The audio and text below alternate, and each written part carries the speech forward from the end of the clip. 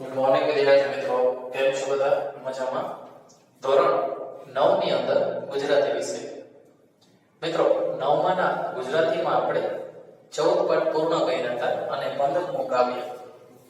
એ 15મું કાવ્ય છે જે ગોદ માતની ક્યાં, એટલે માતાનો ખોડો ક્યાં, ચંદ્રકાંત શેઠે લખેલી છે આ કવિતા. તો મિત્રો એની અંદર પહેલા ચંદ્રકાંત એમનો પરિચય અને એના પછીના ફકરામાં પાઠની અંદર એટલે કે કાવ્યની અંદર શું આવે છે એનો પરિચય આપ્યો છે. આખી જે કવિતા છે, કાવ્ય છે, એ આપણે સ્ટડી કરેલું છે અને પરિવાર કાવ્યો એમાંથી આ લેવામાં આવેલું છે. એક માતાની ખરેખર દુનિયાની અંદર એક સંતાનના જીવનની અંદર શું મહત્વ હોય છે એનું આખું ચિત્રણ અહીંયા કરવામાં આવેલું છે. તો આપણે આખો જે કાવ્ય છે એ ભણીનાતા એકવાર ફરીથી રિવિઝન કરી લઈએ અને પછી શબ્દાર્થ અને સ્વાધ્યાય. છત મળશે ને છતર મળશે ગોદ માતની ક્યાં, શયનખંડ ને સૈયા મળશે સોળ માતની ક્યાં, રસ્તા મળશે રાહી મળશે રાહત માની ક્યાં, ચાંદ સૂરજ ને તારા મળશે આંખો માની ક્યાં, પલ્લવ ને પુષ્પો તો મળશે પાલવ માનો ક્યાં, સુર તાલ ને સંગીત મળશે ટબુકો માનો ક્યાં, હાજર હાથ હજાર હોય પણ છાતી માની ક્યાં, બારે ઊંટે મેહ હેતની હેલી માની ક્યાં, પરિયા ઉનાળે પરબ સરખી છાયા માની ક્યાં, પરિયા શિયાળે હોંફ આપતી માયા માની ક્યાં.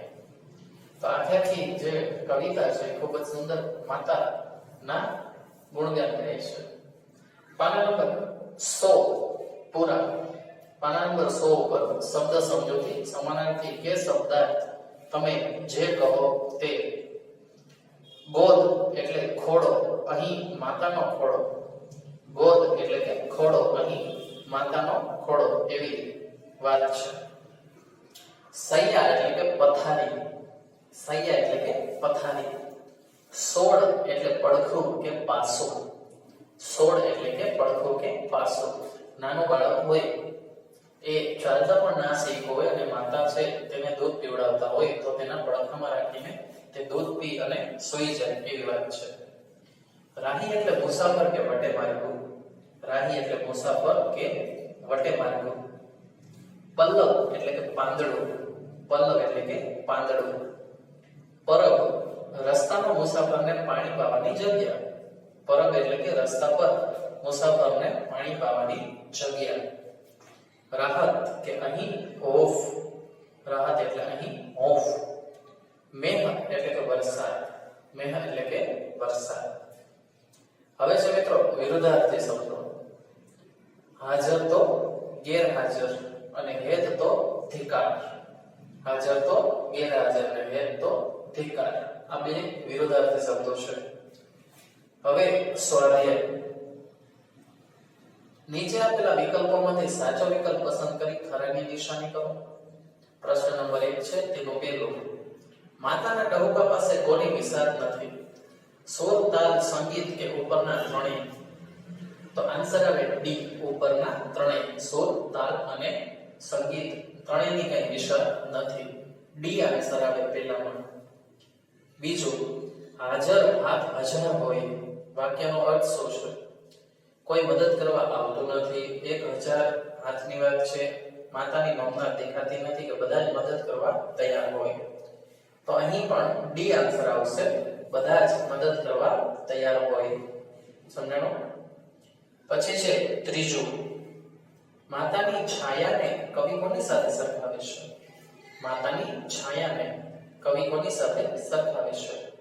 સુર, તાલ ને સંગીત સાથે, ઉનાળાના તડકા સાથે, શિયાળાની ઠંડી સાથે કે ભર્યા ઉનાળાના પરબ સાથે? તો આન્સર આવે ભર્યા ઉનાળાના પરબ સાથે. બરાબર? તમે કાવ્યની અંદર પણ જોઈ શકો છો ભર્યા ઉનાળાના પરબ સાથે. ભર્યા ઉનાળે પરબ સરીખી છાયા માની ક્યાં. બરાબર? પછી છે કવિને શિયાળામાં હોંફ કેવી રીતે મળે છે? તાપણું કરી, માતાની લાગણીથી, સૈયામાં સુવાથી કે કડકડતી ઠંડીથી? તો અહીંયા છેલ્લા ફકરાની અંદર ભર્યા શિયાળે હોફ આપતી માયા માની ક્યાં? તો અહીંયા માયા એટલે માતાની લાગણીની વાત છે. બી આન્સર આવે, માતાની લાગણી થી. હવે પ્રશ્ન નંબર 2, નીચેના પ્રશ્નના 2-3 વાક્યમાં ઉત્તર આપો.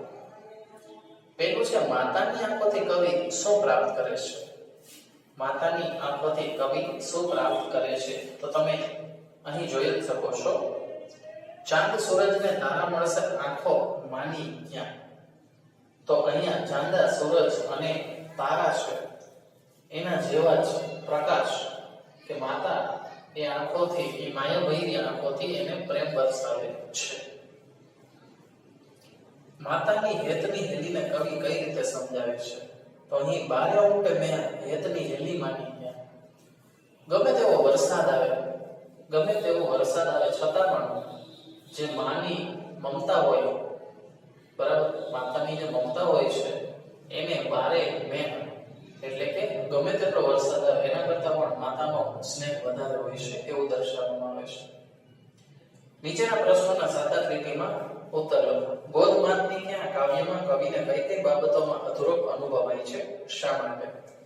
તો મિત્રો આખે કાવ્ય છે એમાં દરેક વાક્યની અંદર માતાની ઉણપ, માતાની અધૂરપ દર્શાવાય છે, જે આખા કાવ્યમાંથી તમારે શોધીને લખવાની છે. અને કવિને માતા પાસેથી શું શું મળે છે એ પણ કાવ્યની અંદર બહુ વિસ્તૃત આપેલું છે. હવે ચોથો પ્રશ્ન, નીચેની કાવ્ય પંક્તિ સમજાવો. હાજર હાથ હજાર હોય પણ છાતી માની ક્યાં? મિત્રો એક વસ્તુ છે, માતા છે એ ગમે તેવી મુશ્કેલી હોય પરંતુ પોતાના સંતાન છે તેની હંમેશા સહાય કરે છે. કદાચ કોઈ બાળક છે બારેથી ઝઘડો કરીને આવ્યું હોય, તેને લાગી ગયું હોય, થોડું પણ એને કંઈ પણ થોડી કઈ રોજ આવી ગયું હોય, છતાં પણ માં છે એ ઉપરણ લઈને સામેવાળા પાસે જાય જ છે અને ઝઘડો પણ કરે છે. તેની માટે તે દુનિયાથી લડી જાય છે. એટલી બધી એની જે લાગણી છે.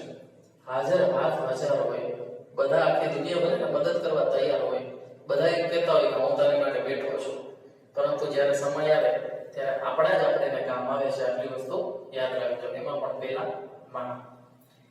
તો ચાલો મિત્રો, આજે આપણે પાના નંબર 100 ઉપર બોધમાતની ક્યાં, પાના નંબર પૂરા 100 ઉપર શબ્દાર્થ, વિરોધાર્થી અને સ્વાધ્યાય કરેલા છે, જે તમારે તમારી પાઠ્ય નોટબુકમાં બંનેમાં એક વાર, એટલે કે 2 વાર વ્યવસ્થિત અક્ષરે લખવાના છે. બરાબર મિત્રો, હોમવર્ક વ્યવસ્થિત કરશો તો જ બધું આવડશે. આ તમને ચોખ્ખી સૂચના આપું છું. પછી તમારી મરજી, કઈ ના કરવું હોય, નાપાસ થવું હોય તોય તમારી મરજી. ચલો તો મળશો નેક્સ્ટ વિડીયોમાં. ત્યાં સુધી બધા મિત્રો ઘરે રહો, સુરક્ષિત રહો.